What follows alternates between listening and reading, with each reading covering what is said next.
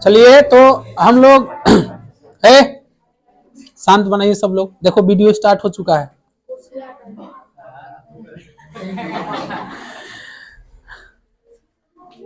चलिए आज हम लोग फिर पार्ट 2 देखने जा रहे हैं, रेखा और कोण।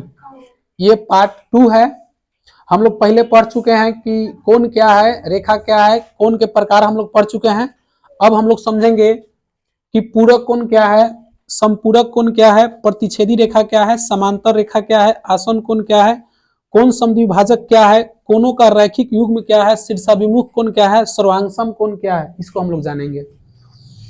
तो पूरक कोण यानी कि जब दो कोणों का योग कितना डिग्री हो जाए, 90 डिग्री। जैसे कहने का मतलब है कि ए ओ और ये बी, ये समकोण बन रहा है, ओ पर समकोण बन रहा है, लेकिन ये दोनों कोण एक उसमें से एक और रेखा खींच दिया जाए तो ये कोण को कई भाग में बांट दिया गया, 2 भाग में। तो जब दो कोणों को मिला करके इसका अगर θ1 रख देते हैं, θ2 रख देते हैं, तो कहने का मतलब है कि AOC कोण AOC प्लस COB बराबर कितना डिग्री हो जाए, 90 डिग्री।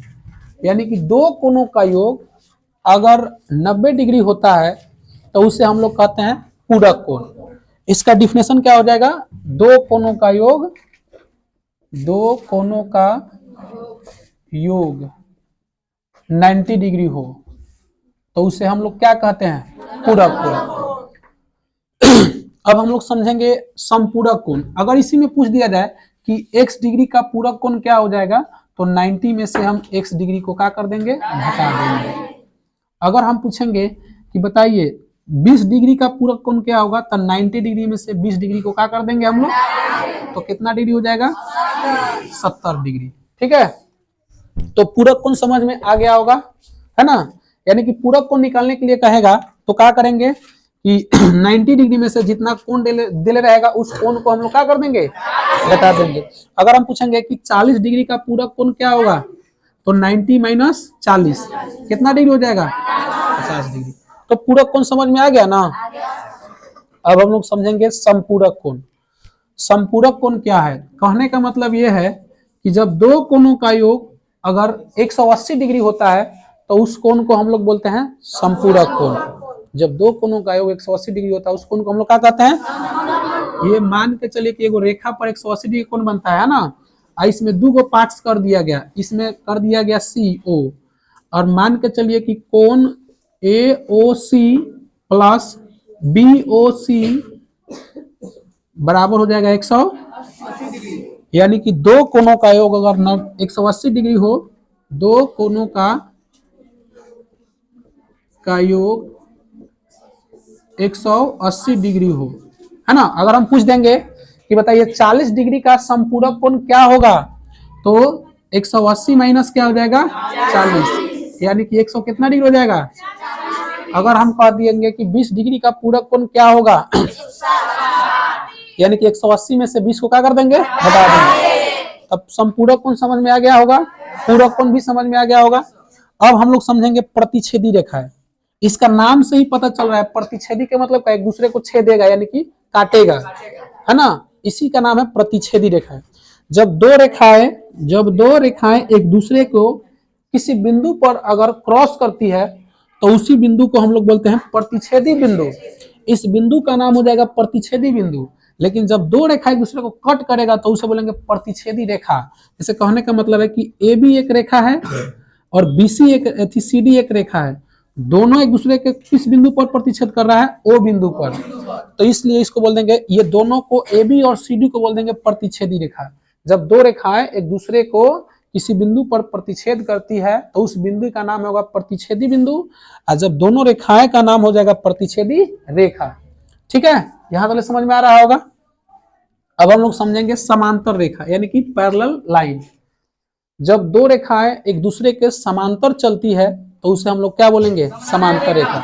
जैसे कहने का मतलब है कि A से लेकर के B तक कोई रेखा जा रहा है और एक CD रेखा है, तो ये दोनों रेखाएं समान दिशा में जा रहा है और समांतर, ये दोनों के बीच की दूरी जो लंबाई जो है, जैसे मान के चलिए कि इसका नाम हो गया P, या इसका नाम हो गया Q, इसका नाम हो गया नाम A, R, इसका नाम S।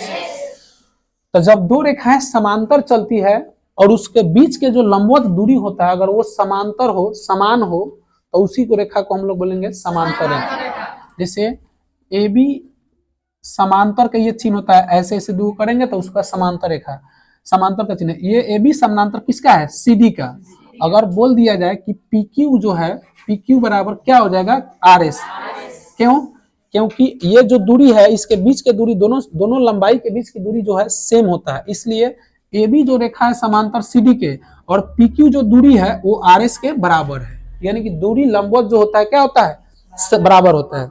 समझ में आ रहा है ना? अब हम लोग समझेंगे आसन कोण। क्या समझेंगे? आसन कोण। यानी कि जब दो कोणों में एक तीसरा भुजा अगर उभयनिष्ठ होता है तो उसके बीच में जो बना हुआ भुजा होता है, उसके जो बीच में बना जो कोण होता है उसी को हम लोग क्या बोलते हैं? आसन कोण। जैसे कहने का मतलब कि इसका नाम हो गया ए, इसका नाम हो गया बी, इसका नाम हो गया सी, इस ओ बिंदु पर है, ठीक है ना? तो अगर बोल दिया जाए कि आसन कोण क्या होगा, तो ए ओ सी जो है बी ओ सी, यानी कि प्लस मान के चलिए कि बी ओ सी, तो इसमें ओ सी जो भुजा है ओ सी, ये दोनों को कथी है? उभयनिष्ठ है। इसमें भी ओ सी है, इसमें भी ओ सी है, तो इस दोनों भुजा के बीच में जो कोण बन रहा है, इस भुजा के जो दोनों कोण बन रहा है, इसी को हम लोग बोलेंगे आसन कोण। कौन कोण कहेंगे? आसन कोण। अब हम लोग समझेंगे कोण समद्विभाजक। ये इसी का पार्ट्स है, कोण समद्विभाजक। समझ रहे हैं ना बात को? कहने का मतलब ये है, ये एकदम हूबहू यही चीज होगा। इसको एक कोण को दो बराबर भागों में अगर बांट देगा और दोनों कोण का वैल्यू क्या होगा? समान होगा, तो इसी को हम लोग बोलेंगे कोण सम, माने होता है बराबर, और द्वि मतलब होता है दो, और भाजक मतलब होता है बांटना। समझ रहे ना बात? यानी कि कोण सम द्विभाजक, यानी कि एक कोण को बराबर बराबर दो भागों में बांटेगा, उसी को हम लोग बोलेंगे कोण समद्विभाजक। तो कोण समद्विभाजक क्या है हमारा? ओसी एक प्रकार का कथी है? कोण समद्विभाजक है। बात समझ में आ रही है ना? यानी कि कहने का मतलब यह है कि एक कोण को जब दो बराबर भागों में कोई रेखा अगर बांटती है तो उसी को हम लोग बोलेंगे कोण समद्विभाजक। कोण मत एंगल को दो भागों में बांट दिया, सम माने बराबर, द्वि मतलब दो, और भाजक मतलब बांटना, यानी कि बराबर दो भागों में बांटेगा तो उसी को बोलेंगे कोण समद्विभाजक। अब हम लोग समझेंगे कोणों का रैखिक युग्म, यानी कि ये इसका पार्ट्स है, संपूरक का पार्ट्स है। इसके कहने का मतलब है कि दो कोणों में यानी कि 180 डिग्री पर ये बनेगा। किस डिग्री पर कोण बनेगा? 180 डिग्री। तो इसी को बोलेंगे कोणों का रैखिक युग्म, यानी कि ए ओ सी, यानी कि इसका रैखिक युग्म क्या हो जाएगा? ए बी, क्योंकि ए बी पर बन रहा है ना, तो इसलिए ए बी कथी है? रैखिक युग्म है, एक लीनियर लाइन पर है। बात समझ में आ रहा ना? अब हम लोग समझेंगे शीर्षाभिमुख कोण। शीर्षाभिमुख कोण बहुत आसान है। बात समझ में आ रहा है ना? शीर्षाभिमुख कोण बहुत आसान है। इसमें ये तो समझिए कि ये प्रतिच्छेदी जो रेखा होता है ना, ठीक उसी के जैसा है शीर्षाभिमुख कोण। कहने का मतलब यह है कि जब दो रेखाएं एक दूसरे को क्रॉसपेंडिंग करेगा, यानी कि ए बी जो रेखाएं हैं सी डी को किसी बिंदु ओ पर अगर प्रतिच्छेद करेगा, मतलब कहने का मतलब काटेगा, तो उसके जो बीच जो होता है कोण जो बनता है, सभी कोण, जैसे मान के चलिए कि ये कोण इस कोण के बराबर होगा और ये कोण, ये जो कोण बन रही है इस कोण के क्या होगा? बराबर। यानी कि शीर्षाभिमुख मतलब शीर्ष के अनुसार उसका वैल्यू क्या होगा?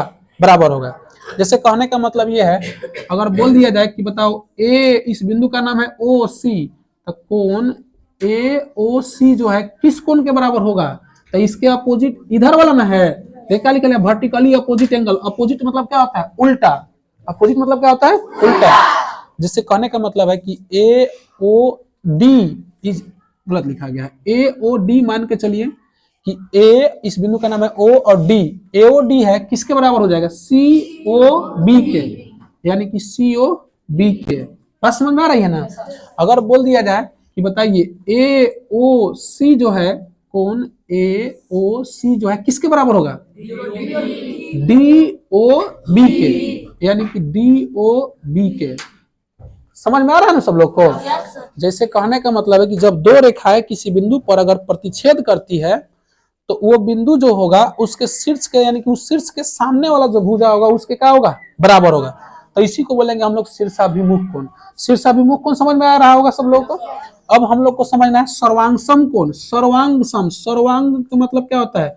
सर्वांग के मतलब होता है एक जैसा, और सम मतलब होता है बराबर, यानी कि देखने में कैसा हो, एक जैसा हो, समान हो, उसी को बोलेंगे सर्वांग सम।